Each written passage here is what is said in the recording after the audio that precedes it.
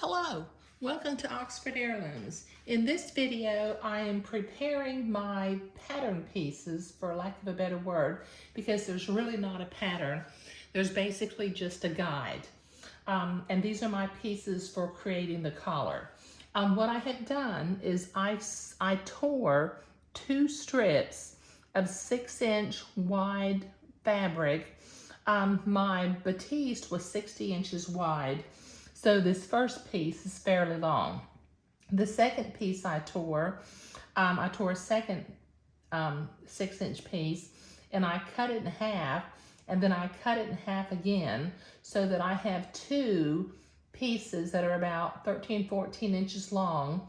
What I'm going to do is, to make a collar, you need to have a strip of fabric that's at least 6 feet long. And since my batiste is not 6 feet wide, I'm going to have to sew a little bit on either edge and then measure and make sure that I'm at 6 feet. And then I've got my 12.5-inch collar neckband that I'll put on later. Now, once again, here is a binding guide for cutting bias a strip. You need to cut a bias strip that's 1.5 inches wide by the length notated for the different sizes. And since I'm making a size 5, my piece is 12.5 inches wide. Now, I'll put this up as a slide at the end of the video. But I need to go to my sewing machine and sew these two shorter pieces to either ends of the longer piece.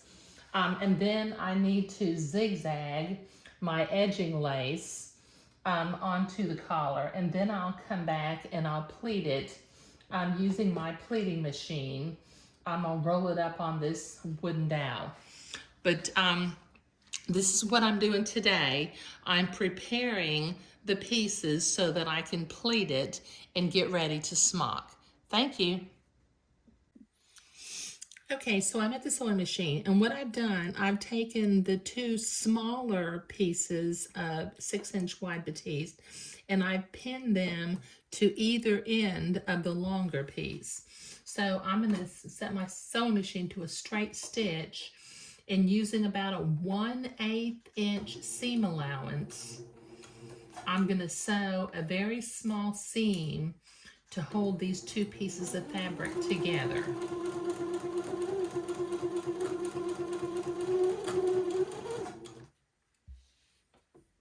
You don't need to be really any bigger than about 1/8 of an inch, because we just need to hold it together.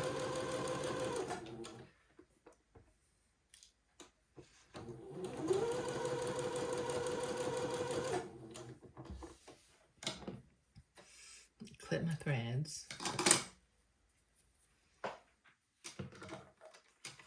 Okay, now that I've got that little 1/8 of an inch seam done, I'm going to set my machine to a zigzag, and then I'm going to finish off this particular little seam with a zigzag.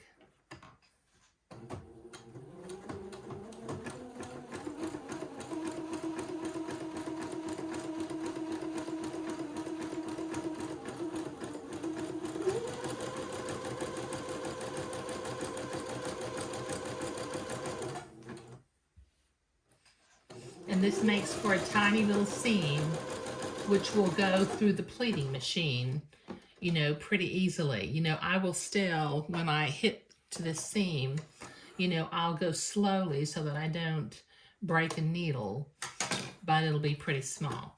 Okay, now the next thing I'm going to do, and I'm going to do this off camera, I'm going to go to the ironing board, and I will press my seam toward the back of the collar.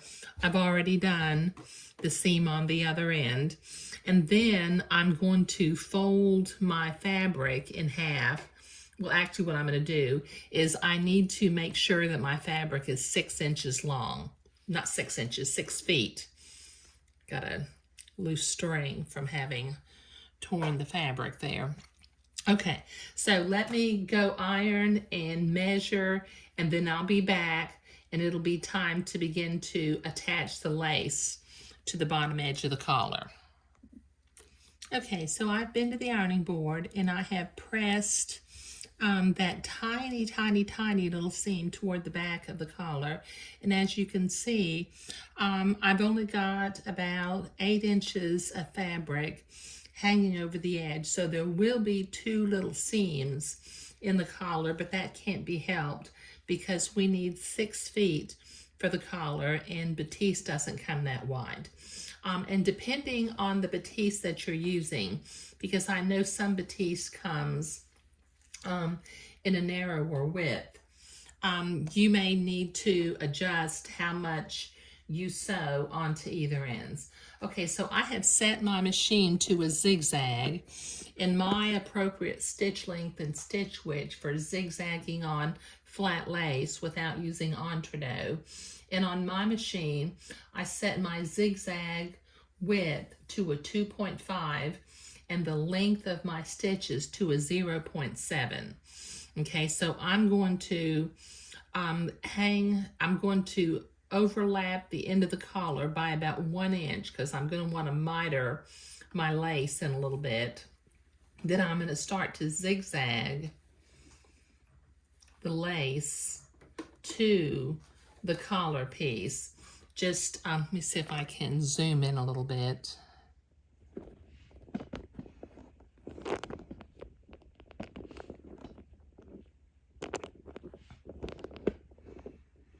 Okay, so what I'm doing is I'm overlapping the lace and the collar by about 1/2 of an inch, and I'm going to zigzag this lace to the collar piece.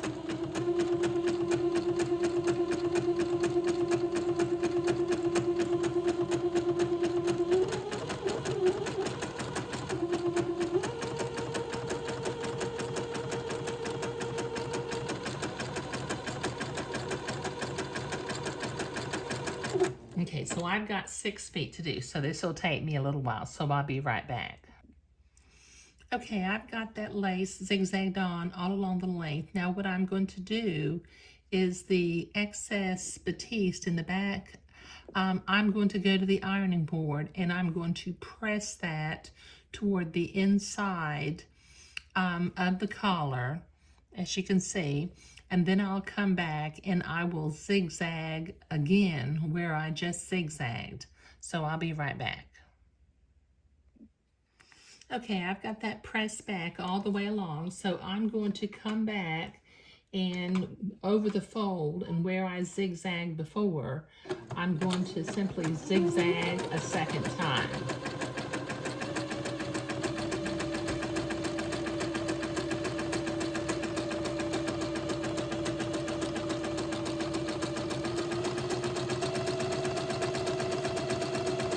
Okay, now once again, I have 6 feet to do, so this will take me a minute, so I'll be right back. Okay, I've got that zigzag the second time. Now using my specialty scissors, I'm going to come back and trim away this excess batiste from in the back of the collar. And once again, I will put a link down below in the video description. If you don't have any specialty scissors and you want to order a pair, you can click on the link down below and it'll take you to the ones that I have.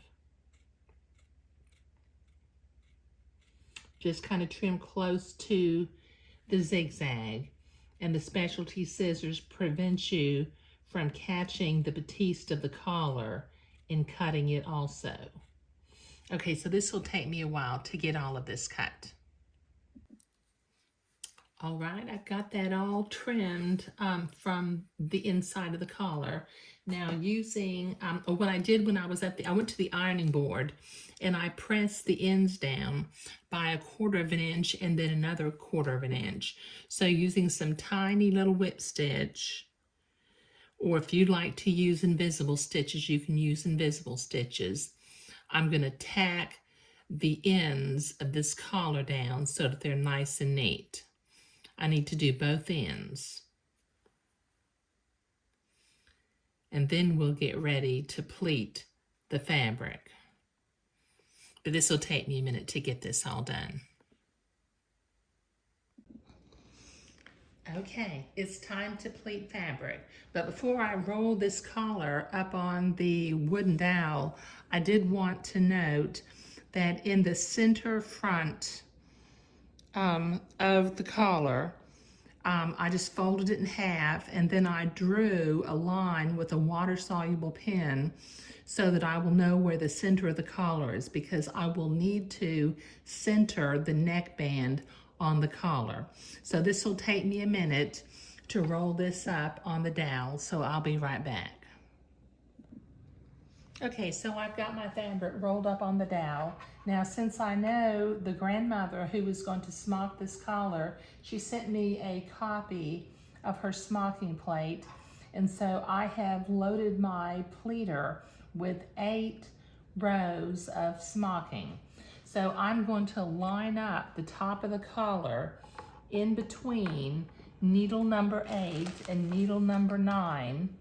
And I'm going to begin to follow the line of the top of the collar and run my fabric through the pleater. Just kind of go slow over that hem so you don't break a needle. And just keep it lined up. There's actually a half needle mark in between needle 8 and needle 9. So I'm just keeping the top of the fabric lined up with that needle notch. Now when you get to this little seam, just go kind of slow so you don't break your needle, and it should just go right through. There we go.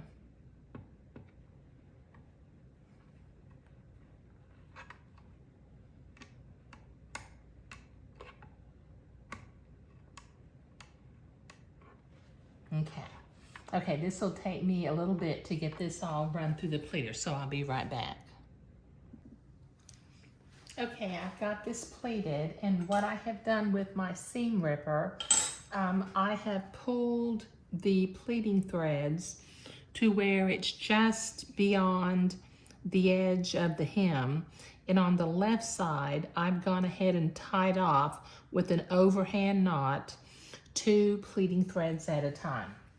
Now, these top 2 pleating threads, I'm going to pull them in. I've got my neckband piece sitting here. Don't stretch it. Okay, now I want to be 1/2 of an inch shorter than the neckband piece.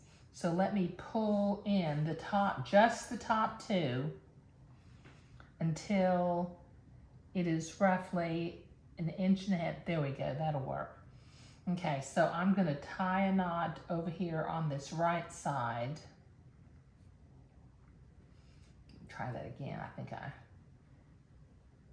pulled my fabric. Okay. Okay, so I'm going to tie an overhand knot over here on the right side.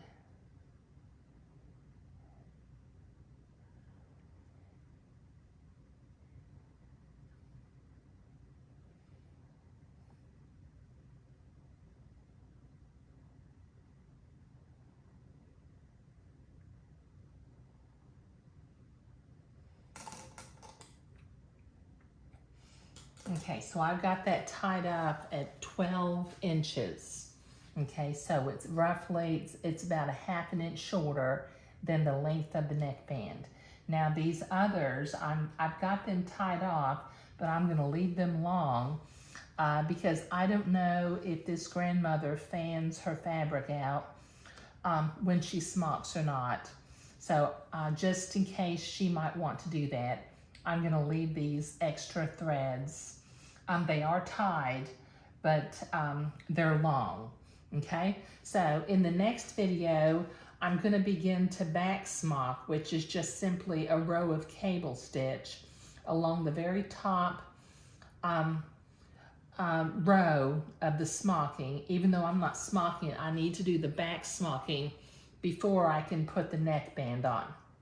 So in the next video, we'll be putting the neckband on along with creating the buttonhole loop and sewing the button on. And then this little collar will be ready to send to grandmother to do the smocking for Christmas. Thank you.